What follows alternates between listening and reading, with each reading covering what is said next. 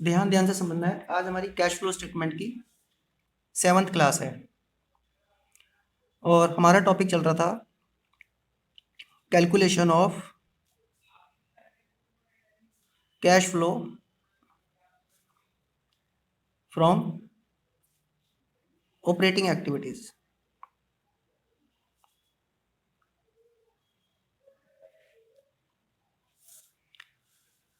जिसमें आपने 2 स्टेप्स कर लिए थे। स्टेप नंबर 1 में क्या किया था आपने? उसमें था calculation of net profit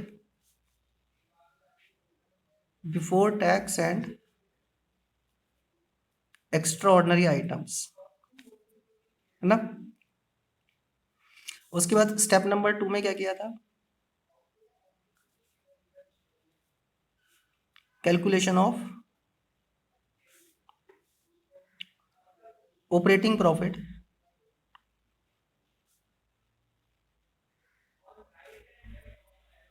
before working capital changes. आज हम कर रहे हैं स्टेप नंबर 3।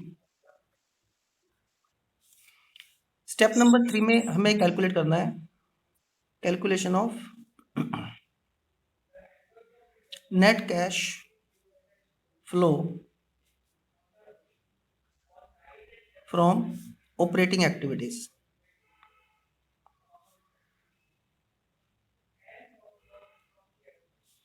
ये हमें आज समझना है, स्टेप नंबर 3। ठीक है। और स्टेप नंबर 3 के लिए एक फॉर्मेट मैं आपको दे रहा हूँ।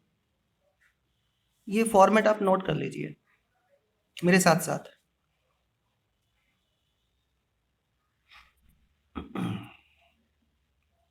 ठीक है। नोट कर लो बेटा format. Particulars and amount. Step number 2 में हमने operating profit before working capital changes calculate कर लिया था। तो जब स्टेप नंबर 3 पे आएंगे हम, तो यहाँ पे हम सबसे पहले लिखेंगे operating profit before working capital changes, जो हमने as per step number 2 calculate किया हुआ है। सपोज ये था 1,00,000 रुपीज। अगर क्वेश्चन में दिया हुआ है तो फिर तो ठीक है, अगर ये क्वेश्चन में नहीं दिया हुआ है तो इसे भी कैलकुलेट करना पड़ेगा। ठीक है, कुछ भी हो सकता है। इसके बाद फिर आपको कुछ चीज़ें प्लस करनी है इसमें और कुछ चीज़ें इसमें माइनस करनी है। प्लस क्या करना है? इसमें आपको प्लस करना है decrease in current assets and increase in current liabilities. और ये क्यों ऐड करना है ये हम अभी बात करेंगे इसकी, अभी मैं समझाऊंगा। और इसका अपोजिट माइनस कर देना है। तो डिक्रीज इन करंट एसेट्स का अपोजिट क्या हो गया? Increase in current assets. And increase in current liabilities का अपोजिट क्या हो गया? Decrease in current liabilities. ठीक है। ये ऐड लेस करने के बाद यहां पे जो फिगर आएगी उस फिगर को हम बोलते हैं कैश जनरेटेड फ्रॉम ऑपरेशंस। इसमें से फिर माइनस करना है आपको income tax paid. Net. Net का मतलब क्या होता है? जैसे सपोज करंट ईयर में हमने इनकम टैक्स पे किया 1,00,000 रुपीज, लेकिन 10,000 रुपीज हमने एक्स्ट्रा पे किया हुआ था, वो गवर्नमेंट ने हमें रिटर्न कर दिया। तो अगर हमने 1,00,000 टैक्स पे किया था और 10,000 उसमें से सपोज रिफंड हो गया टैक्स, तो नेट कितना पे किया हमने? 1,00,000 में से 10,000 माइनस कर दो, 90,000। वो यहाँ पे लिखना है। और इसके बाद यहाँ पे जो फिगर आएगा फाइनल फिगर, ये होगा net cash flow from operating activities.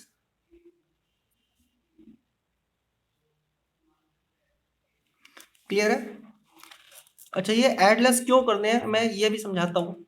और ये करंट एसेट्स इंक्रीज कैसे होते हैं या करंट लायबिलिटीज डिक्रीज कैसे होते हैं, ये सारी बातें हम अभी समझते हैं। उससे पहले एक बात आप समझो बेटा, आप जानते हो करंट एसेट्स कौन कौन से होते हैं? अपने रेशो वाले चैप्टर में पढ़ा था करंट एसेट्स कौन कौन से होते हैं। कैश होता है एक तो, बैंक बैलेंस होता है, और शॉर्ट टर्म इन्वेस्टमेंट होते हैं,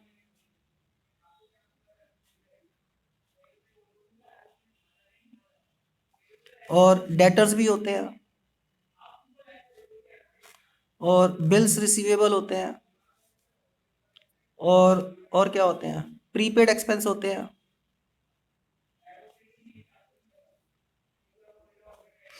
और एक्रूड इनकम्स भी हमारे करंट एसेट्स होते हैं,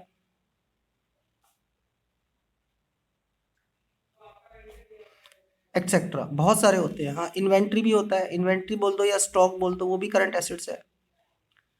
और करंट लायबिलिटीज कौन कौन से होते हैं? जैसे creditors, bills payable, outstanding expenses, etcetera, ये आप जानते हो। ठीक है। अब यहाँ पे ना आपको ये जो इंक्रीज इन करंट एसेट्स और डिक्रीज इन करंट एसेट्स है, आपको एक बात ध्यान रखनी है बेटा। करंट एसेट्स में है ना, सारे करंट एसेट्स लेने हैं हमने, जितने भी नाम यहाँ पे आप देख रहे हो। लेकिन एक बात ध्यान रखनी है, मैं यहाँ आपको एक इंपॉर्टेंट पॉइंट लिखवा रहा हूँ, excluding cash and cash equivalent.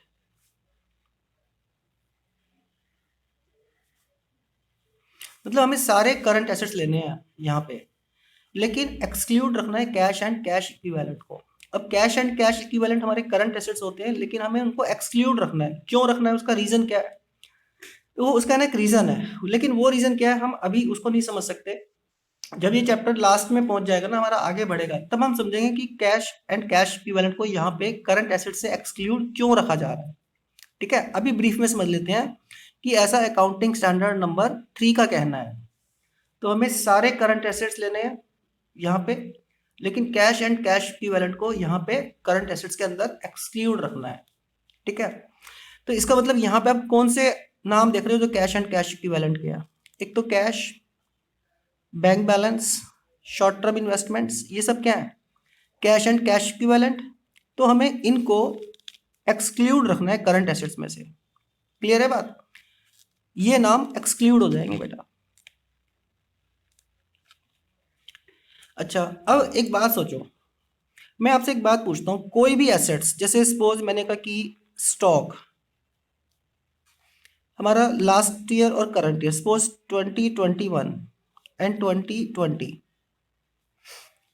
Last year stock था हमारे पास 10,000 रुपीज का। ठीक है। और करंट ईयर में जो स्टॉक है वो है सपोज 2 लाख रुपीज का।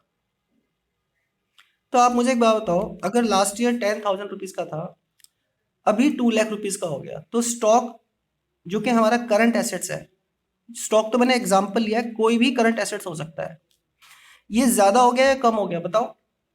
लास्ट ईयर बेटा 10,000 रुपीज था, अभी 2 लाख रुपीज हो गया, तो ज्यादा हुआ है ना? समझ रहे हो ना मेरी बात को? अच्छा, कितना ज्यादा हुआ है बताओ? अगर 10,000 से 2 लाख रुपीज का हो गया, तो इसका मतलब 1,90,000 रुपीज इंक्रीज हुआ है। ठीक है।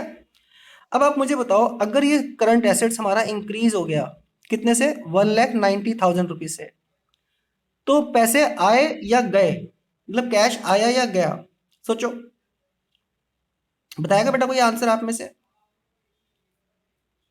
लास्ट ईयर आपके पास स्टॉक 10,000 रुपीज का था, इस साल 2 लाख का है, यानी कि 1,90,000 रुपीज स्टॉक इंक्रीज हुआ है, तो पैसे आए हैं 1,90,000 या गए हैं?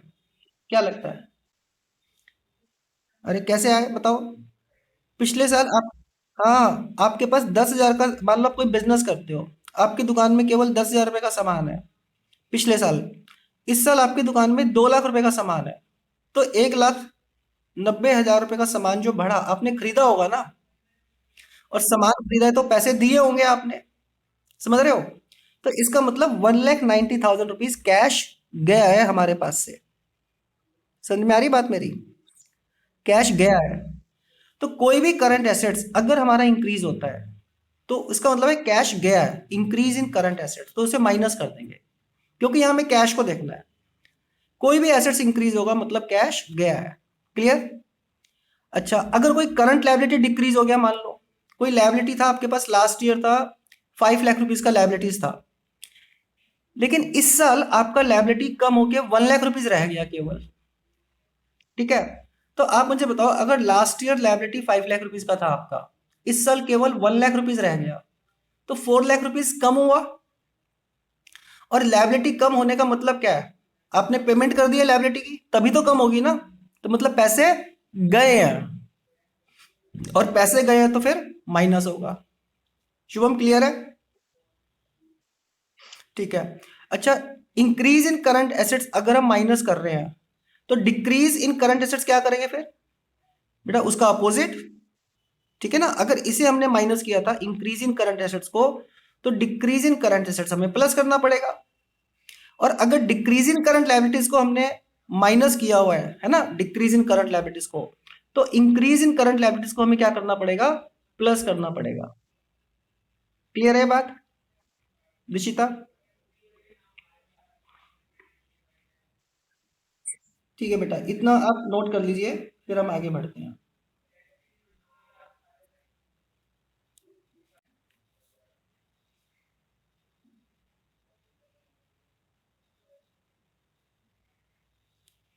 क्वेश्चन साथ साथ नोट करो। Example 1, from the following calculate cash flow from operating activities. हमें क्वेश्चन में गिवन है operating profit before working capital changes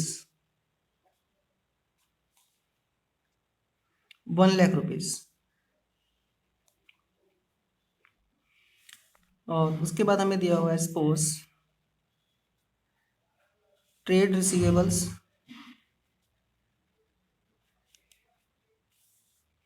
और prepaid expenses,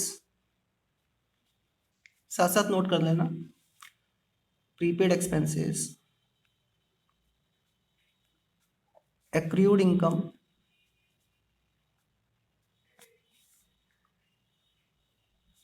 cash and cash equivalent,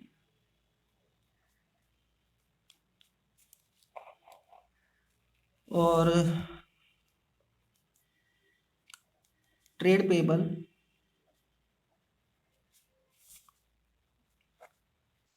outstanding salary और इनकम रिसीव्ड इन एडवांस।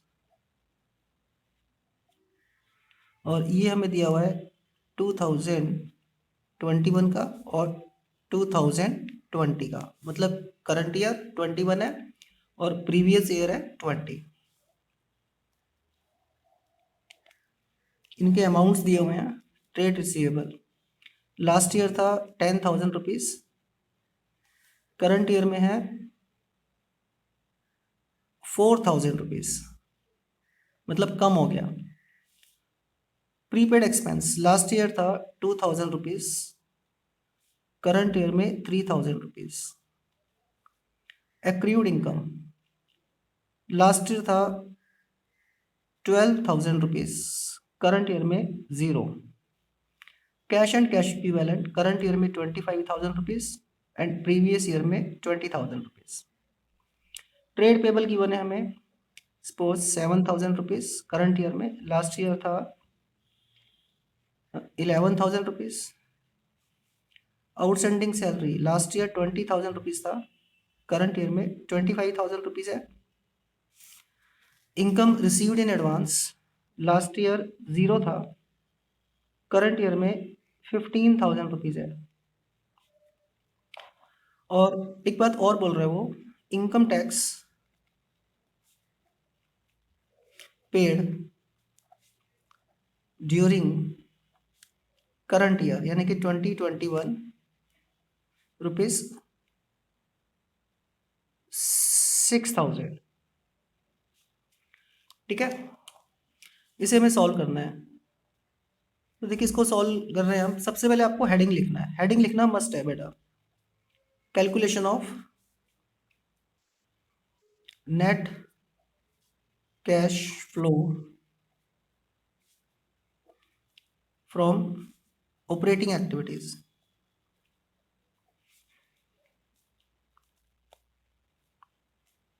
अब note करना बंद करेंगे, सिर्फ क्वेश्चन को समझना है।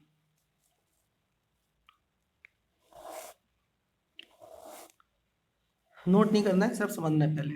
आप यहाँ लिखोगे पर्टिकुलर्स और अमाउंट। इसमें देखो हमें operating profit before working capital changes 1,00,000 rupees हमें ऑलरेडी गिवन है। ठीक है, तो यहीं से स्टार्ट करो। Operating profit before working capital changes 1,00,000 rupees. अगर ये गिवन नहीं होता तो हम इसे भी कैलकुलेट करते, और इसे कैसे कैलकुलेट किया जाता है ये आप ऑलरेडी कर चुके हो। ठीक है, इसमें फिर ऐड क्या किया जाता है, decrease in current assets and increase in current liabilities. और माइनस क्या करते हैं इसमें, increase in current assets and decrease in current liabilities. ये एड लेस होने के बाद हमारे पास जो बचता है उसको क्या नाम दिया जाता है, कैश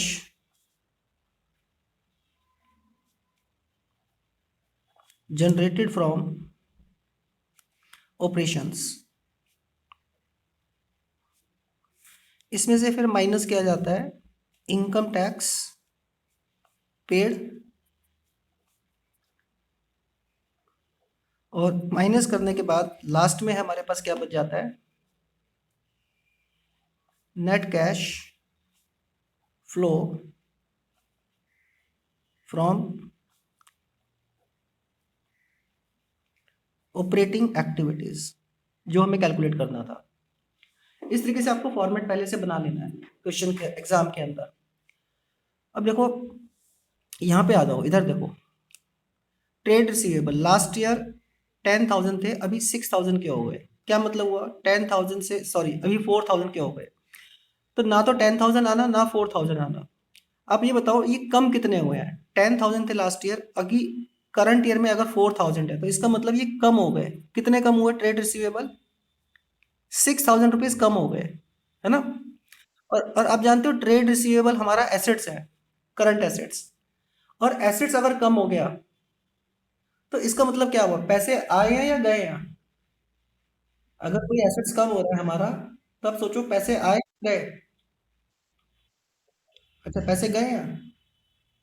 आपके पास 10 कार थी पिछले साल, इस साल आपके पास एक कार है, तो आपके एसेट्स कम हो गए। तो पैसे गए हैं आपके आए हैं। अच्छा गए। अरे सोचो तो, पिछले साल 10 कार थी आपके पास, 10 एरोप्लेन थे, इस साल केवल एक एरोप्लेन है। तो कम हो गई ना एसेट्स, कम होने का मतलब क्या, आपने उनको बेच दिया, पैसे आए हैं। समझ में आई बात। एसेट्स के कम होने का मतलब है कि पैसे आए हैं। क्लियर है बेटा, नहीं क्लियर। हाँ, एसेट्स कम होने का मतलब पैसे आए हैं।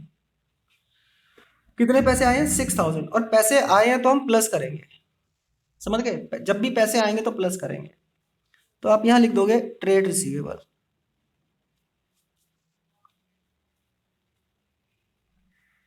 कितना 6,000 रुपीज, क्योंकि पैसा आया है। फिर प्रीपेड एक्सपेंसेस, ये भी हमारे करंट एसेट्स होते हैं। अब 2000 से 3000 हो गए, तो ये तो 1000 रुपीज ज्यादा हो गए। कोई भी एसेट्स बढ़ने का मतलब क्या है कि पैसा गया है। फॉर एग्जाम्पल लास्ट ईयर आपके पास एक कार थी, इस साल आपके पास 50 कार है, तो इसका मतलब कार आपने खरीदी है ना, तभी तो कार बढ़ी है आपके पास, और खरीदी है तो पैसे गए हैं। समझ रहे हो? तो प्रीपेड एक्सपेंस यानी कि एसेट्स अगर बढ़ी है 1000 रुपीज, तो पैसे गए हैं हमारे पास, और पैसे गए हैं तो क्या करेंगे हम? माइनस करेंगे। क्लियर? तो प्रीपेड एक्सपेंसेस, पैसा गया है तो माइनस कर दो। कितना गया? 1000 रुपीज। और माइनस किया तो यहाँ ब्रैकेट लगाना कंपलसरी है। उसके बाद आ जाओ accrued income. Last year 12,000 rupees थी, इस साल जीरो है ना? तो अगर कोई चीज 12,000 थी, इस साल जीरो है, इसका मतलब क्या हुआ? कम हो गया। कितना कम हुआ? 12,000।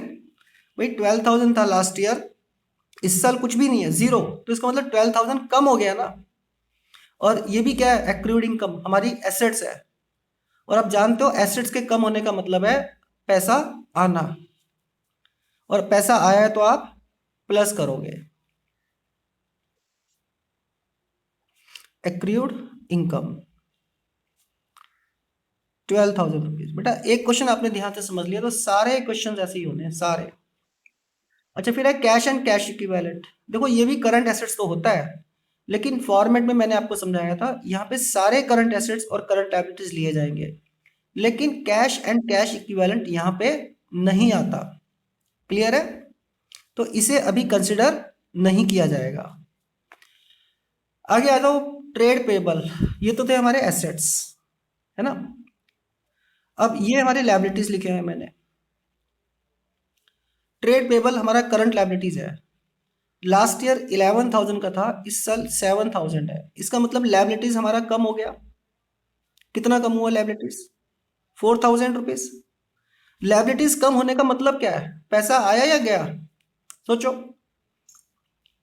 अगर लास्ट ईयर आपके ऊपर 1 करोड़ रुपीज का लोन था, इस साल आपका लोन खत्म हो गया, जीरो हो गया, मतलब कम हो गया। तो कम होने का मतलब क्या है? आपने पेमेंट कर दी उसकी, तभी तो कम होगा ना। तो लायबिलिटीज अगर कम हो गई तो इसका मतलब क्या है? हमने पेमेंट कर दी है उसकी। क्लियर है बेटा? तो कितनी लायबिलिटीज की पेमेंट करी हमने? 4,000। पैसे गए हैं, और पैसे गए हैं तो हम क्या करेंगे? माइनस। Trade payable.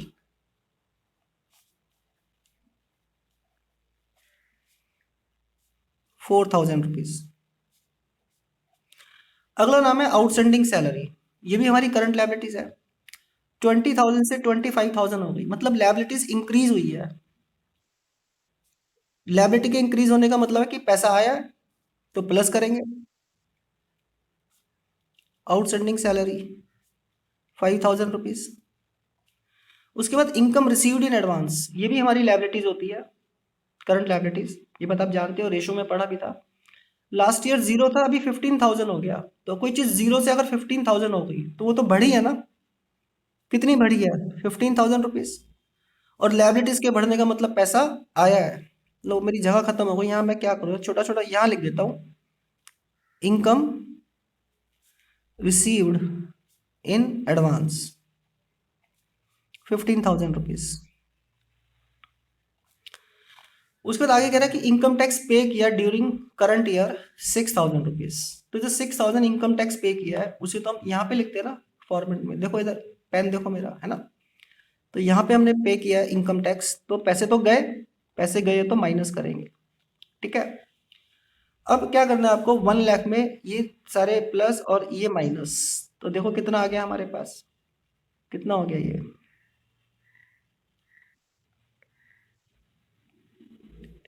हो गया 1,33,000। और इसको क्या नाम दिया जाता है? Cash generated from operations. Clear बेटा? इस कैश जनरेटेड फ्रॉम ऑपरेशंस में से माइनस कर देना है इनकम टैक्स पेड 6,000। ये आ गया 1,27,000 रुपीज। इसी को कहा जाता है net cash flow from operating activities. यही हमें क्वेश्चन में कैलकुलेट करना था, हमारा आंसर आ गया। आप इसे नोट कर लीजिए, फिर आगे बढ़ते हैं।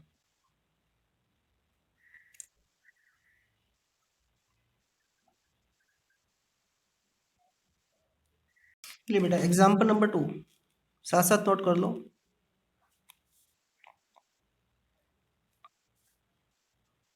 From the following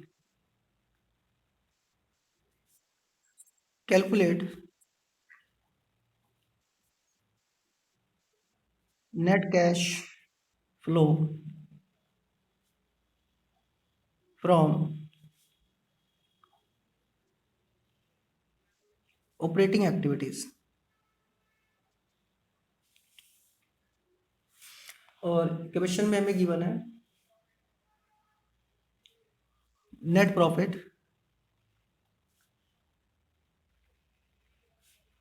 after tax 1,10,000 rupees, और provision for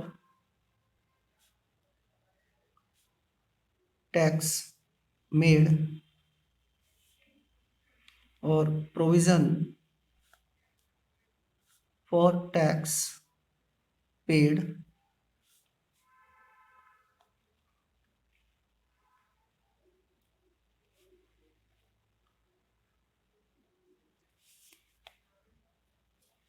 and propose dividend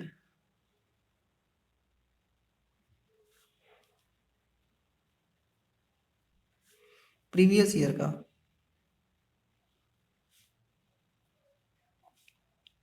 10,000 rupees. फिर depreciation 5,000 rupees, bad debts 5,000 rupees, profit on sale of machine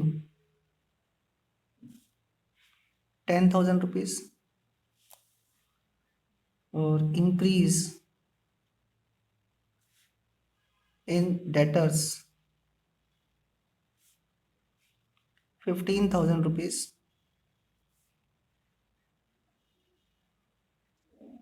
increase in creditors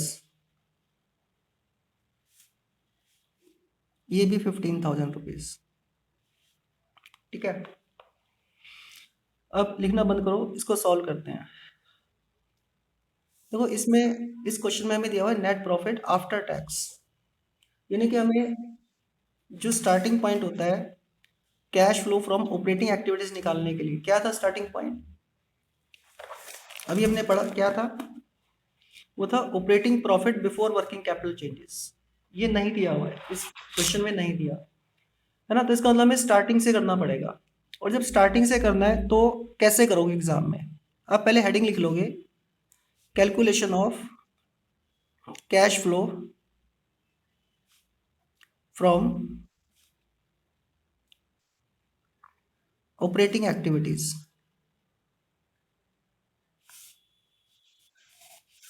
और पूरा फॉर्मेट स्टार्टिंग से, मतलब स्टेप 1 2 3 पूरे करने पड़ेंगे इसमें।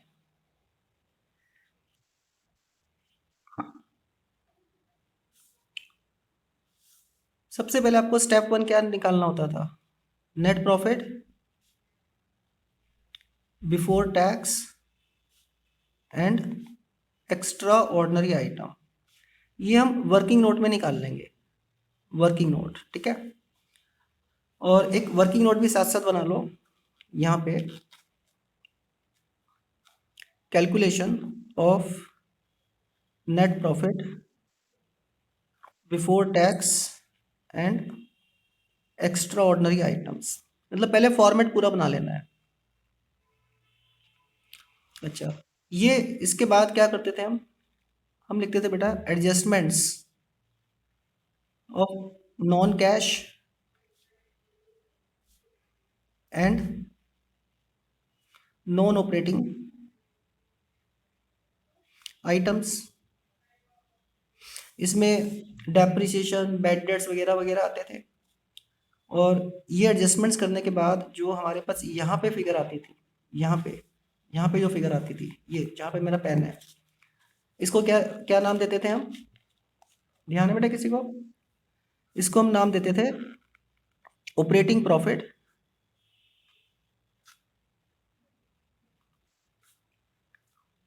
Before working capital changes. ये सेकंड स्टेप तक हो गया। इसके बाद हम ऐड करते थे इसमें decrease in current assets and increase in current liabilities, और फिर माइनस कर देते थे increase in current assets and decrease in current liabilities. और ये ऐड लेस होने के बाद हमारे पास यहाँ पे जो बचता था, यहाँ पे मेरा पेन है ना, क्या क्या नाम देते थे उसे? Cash generated from operations. इसके बाद माइनस कर देते थे इनकम टैक्स पेड। तो हमारे पास लास्ट में क्या आ जाता था? Net cash flow from operating activities, जो कि हमारा आंसर था। ठीक है, इस तरीके से पूरा फॉर्मेट पहले बना लिया। अब फॉर्मेट बनाने के बाद आप आ जाओ क्वेश्चन पे। क्वेश्चन में देखो सबसे पहले नाम क्या लिखा हुआ है? Net profit after tax. कहाँ पे आता है ये? Net profit before tax calculate करने के लिए यूज होता है। फर्स्ट स्टेप में हमने पढ़ा था। तो यहां लिख लो नेट प्रॉफिट आफ्टर टैक्स कितना है? कितना है? 1,10,000 रुपीज। ठीक है, उसके बाद दिया है प्रोविजन फॉर टैक्स मेड। जो प्रोविजन फॉर टैक्स मेड होता है 50,000, वो इसी में ऐड होता है। Provision for tax made 50,000 rupees. उसके बाद कह रहा है provision for tax paid 40,000 rupees. तो टैक्स पेड कहाँ आता है? वो तो इस यहाँ पे आता है ना, देखो पेन देखो, लेस इनकम टैक्स पेड। कितना पे किया हमने? 40,000।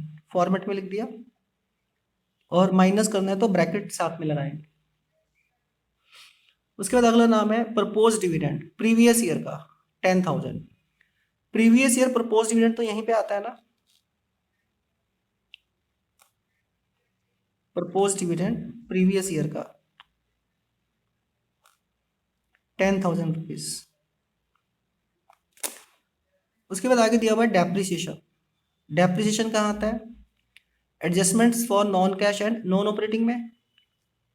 ध्यान है ना बेटा? दिशिता याद है? डेप्रिसिएशन यहाँ आता है 5,000। फिर डेप्रिसिएशन के बाद बैड डेट्स, बैड डेट्स भी यहीं पे आता है।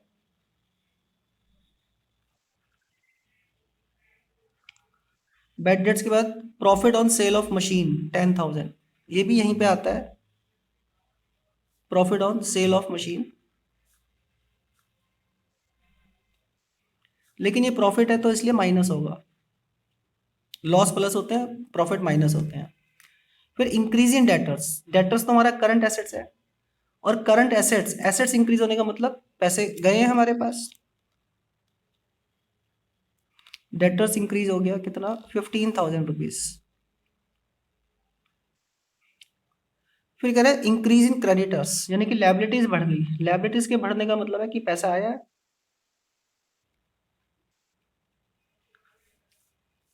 15,000, और पैसे आए हैं तो प्लस करेंगे। बस, और तो कुछ है नहीं, खत्म। देखो क्या किया हमने? सबसे पहले फॉर्मेट बनाया, फिर क्वेश्चन के एक एक नाम हम पढ़ते चले गए, फॉर्मेट में जहां जहां पे आते हैं वहां लिखते चले गए। इसके बाद सबसे पहले आपको वर्किंग नोट का कंप्लीट करना है। वर्किंग नोट कितना आ रहा है? 110 प्लस 50 प्लस 10,000, ये हो गया 1,70,000। ये जो 1,70,000 क्या है? यही है हमारा net profit before tax and extraordinary item. और इसको हम कहाँ लिखेंगे? स्टार्टिंग में 1,70,000। ठीक है, इसके बाद ये प्लस और माइनस कितना हो गया? 170 में 5,000 प्लस किया, प्लस 5,000 माइनस 10,000, ये हो गया, वापस 170 आ गया। और इसका नाम होता है operating profit before working capital changes, है ना? ये आप पिछली क्लास में कर चुके हो यहाँ तक। अच्छा, उसके बाद इससे आगे हम कर रहे हैं आज, किया हमने क्रेडिटर्स 170 में 15 प्लस करना है और 15 माइनस करना है, तो वापस 170 ही आ गया। माइनस करेंगे तो ये आ गया 1,30,000। यही हमारा आंसर है, net cash flow from operating activities. Clear? एक बात मैं आपको और बता दूं, बहुत ध्यान से मेरी बात सुनना बेटा। यहाँ पे तो टैक्स पेड हमें दिया हुआ था, अगर मान लो टैक्स पेड ना दिया हो किसी क्वेश्चन के अंदर, फिर क्या करेंगे? फिर आप एज्यूम करना, जितना प्रोविजन मेड है ना, प्रोविजन मेड अगर 50,000 है, तो प्रोविजन मेड का मतलब होता है कि हमने ये पैसे एस्टिमेटेड अमाउंट अलग से निकाल के रख दिए टैक्स पे करने के लिए। प्रोविजन मेड वो तो यहाँ पे आता है ना, और पेड हमें गिवन ही है क्वेश्चन में, तो हम एज्यूम करेंगे कि जितना हमने प्रोविजन मेड था ना, उतना ही पे किया है। कहने का मतलब है कि अगर 40,000 रुपीज ये वाले ना दिए होते क्वेश्चन में, तो हम क्या करते, यहाँ पे टैक्स पेड भी 50,000 एज्यूम करते, मतलब जितना हमने अलग से रखा था, प्रोविजन मेड था 50,000, उतना ही हमने पे कर दिया, ना कम ना ज्यादा। क्लियर? आप इसे कर लीजिए, और कोई डाउट है तो बेटा पूछो। ओके, नोट कर लीजिए ध्यान ध्यान से।